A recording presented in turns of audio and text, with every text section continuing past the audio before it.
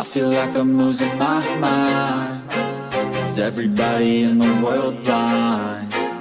Please, Lord, give me a sign, a sign. All right, we got a great video for you today. Little backstory on this gem. If you guys don't know what ARC Audio is basically Robert Zeff, after, I'm not sure the full story on it, ended Zapco or sold Zapco or whatever. He started ARC Audio, and these amps are made in Fresno, California. This amp's from 2002, and it's a Class A/B gem. I mean, this is really a high-end amp. This amp was about $800 new in 2002, and it's a 80 watt times 4 channel amp. And this poor thing has had a really rough life. So I picked this thing up on Marketplace from a guy who was probably down on his luck and needed some cash, and he brought me this dirty thing. I think he drove about 30 miles, and I gave him $50 for it and another $10 for gas. He assured me it worked. It came out of his ride, and so I took him on his word that this thing was. It was a little uglier than I was expecting it to be, and we'll check this thing up close. So as you can see, this thing's pretty beat up. It's had a rough life. I mean, it was in somebody's trunk or somebody's deal, and before I powered this thing up, I said, man, I better look inside this thing. And so I pulled the back cover off, and here's what I saw.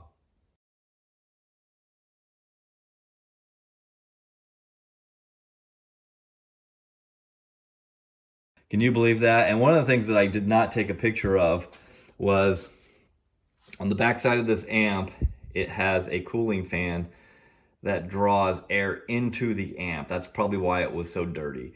And the cooling fan was, all the fins are, there's only 3 of the, I don't know how many fins it had, 6 or 8 fins on it originally. And the fan did not work because there was a cigarette wrapper stuck in it. So it's crazy. I mean, this is a very high-end, very nice Class A/B amp from 2002, and how it fell down the food chain to be in some tweaker's ride. And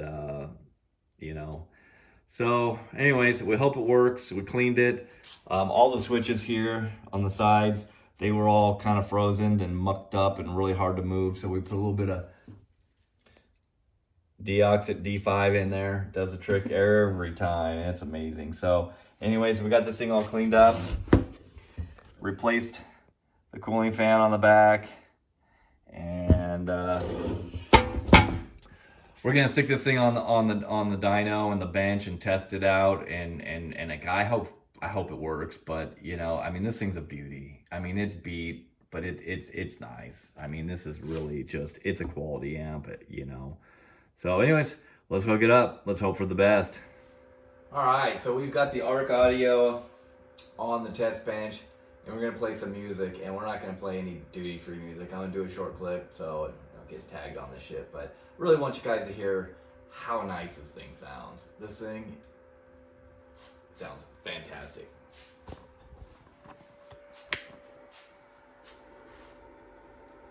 Okay, we're playing them on some Illusion Audio separates.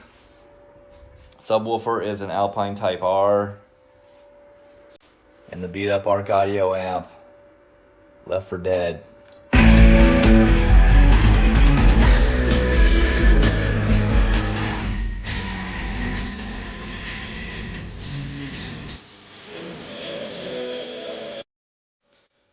All right, well, that's about as long as we're gonna give you on that thing. We might put some duty-free music on here real quick and give you a shout.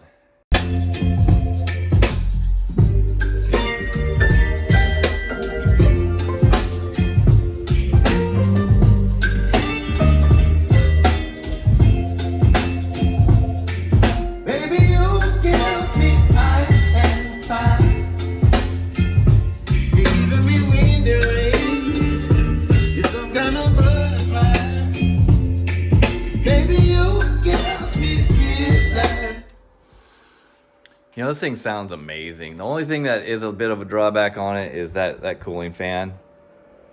You can hear it. It's pretty loud. All right, we got the Arc Audio 4150 on the dyno. We are running at 4 ohms,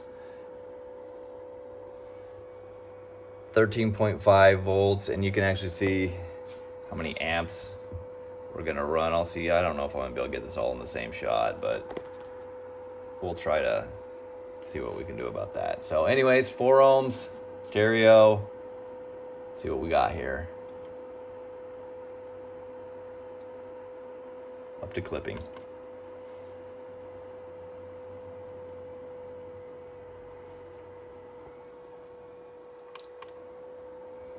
So we got 90 watts.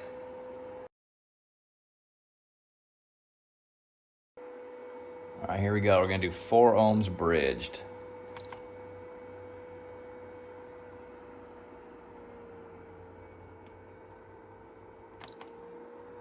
$45 amps. 337 watts. Wow, that's impressive. All right, 2 ohm stereo.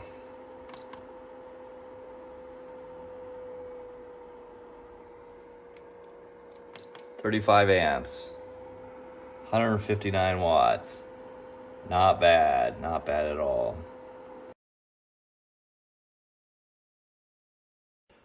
All right, we're gonna go over all the specs on this thing, and yeah, I'm gonna say that this thing's a win because it definitely made rated power. So its rated power was 4x80, and this is at, I believe, at 14.4 volts. They really didn't specify, but at 13.6 volts, it made 90 watts, okay? Well, it was a bit of a power-hungry son of a bitch because it did pull 40 to 50%. The efficiency on this thing was pretty low. Now, the power at 2 ohms was 4x160. We rated it at 159. You know, I mean, that's right there. And again, this is 13.6 versus 14.4 volts. Okay. And then bridged, they rated at 2x320. We got 337 watts. So you know what, man, this thing killed it. And you know, I think probably gonna do a little work on this thing, see what I can do. The anodizing is pretty beat up, it's pretty scratched up. Terminals are a little ugly, but you know what, this thing's a great amp, really quality piece. Robert Zeff, you did a great job on this thing. If you're watching, I'll give you 2 thumbs up on this thing. The stuff's out there, man. Snatch it up. So it's a good value. You know, poor thing had a rough life. I rescued it. So anyways, thanks for watching. You know, hey, pick up some of the stickers, and we'll catch you next time.